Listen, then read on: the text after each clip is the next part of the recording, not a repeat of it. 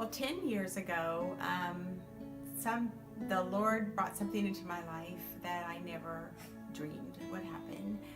My husband was diagnosed with non-smoker's lung cancer, and he was only 49 years old. And the original diagnosis was 4 to 6 months, and fortunately, the Lord allowed him to live for 2.5 years. And during that time, it was just, again, our goal was to glorify the Lord and to speak of his faithfulness. And he was so very faithful as we hung on to him and his word. And that is the key through all of this. And what I want to get across more than anything is the importance of his word. And that's where we'll find our life, and that's where we'll find our healing. And so the Lord did take him home in October of 2009 when he was 51. And then it's been almost 8 years since that time now that I have traveled this road without him. And I like to tell people that it was like my heart was broken into a million pieces, and the Lord just had to piece them back together again one by one. But the only thing, I knew from day one was to, when I came home, when I was alone, that his word was the only thing that would bring that hope and encouragement. There were other things you could go to, you could watch a movie or whatever, but afterwards you'd still be lonely. So I ran to his word, and I have stories upon stories of his faithfulness to me. Crying out to him, Lord, how do I do this? How do I do this? He took me to a specific passage in Isaiah 55, where it talks about, do not reproach your widowhood. I am your husband, I am your maker. And that I had never even heard of that verse, but he took me specifically there like a week after Ty's death. Well, one thing I will say is I know that everyone goes through different types of suffering, but the excruciating pain that I felt, it was just the loneliness at different times, that if it weren't for the Lord, it weren't for his word and running to his word and going to his word over and over and over again, I just would have died. It was so often I said, Lord, I can't do this. I can't do this. Please help me. Please help me. I've seen so many miracles because, he is my husband. He has so taken care of me. He promises to meet our needs. And one of the ones very early on, as I was sitting with him and I was figuring out my budget and trying to figure out where things were and how to do that. And I was just, saying, Lord, help me with this. And I just felt him keep saying, just trust me.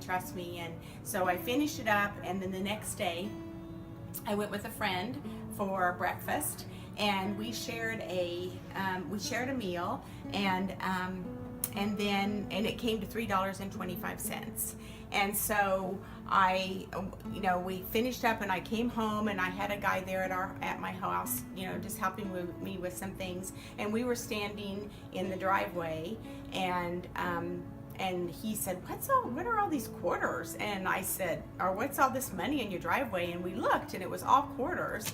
And he helped me pick them up. And then later, when I got in, I counted those quarters, and it was exactly $3.25. And I just went to my knees, just like, thank you, Lord. It was so clear. I wanted to show you specifically that, I am going to take care of you. You just gave $3.25 for your meal, and I just gave it back.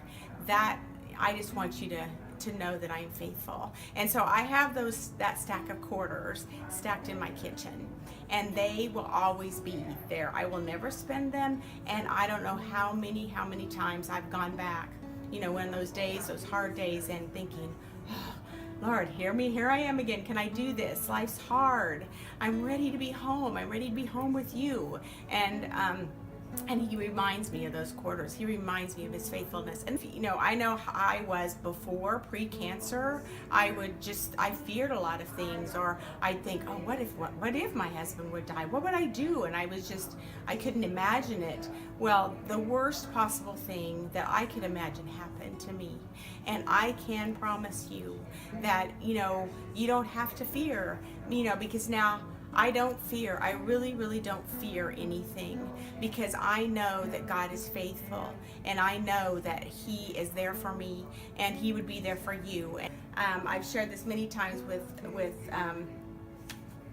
others, but I wouldn't go back. I wouldn't go back to pre-cancer. I wouldn't go back if someone said, you know, you could have back one and then just live from there on, you know, without the cancer.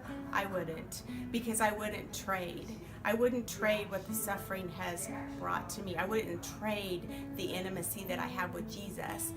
And He is the greatest treasure. He truly is. And nothing compares to Him. No one compares to Him. And what I have found is that the joy He brings, and when you treasure Him and treasure Him above all else, and you know how much He loves you, that everything else in this world becomes more beautiful. And you can appreciate people and things so much more, because you're not dependent on those things for your happiness. You're not dependent on those things for your joy. You're already filled up with Him. And that is, He is a treasure like none other.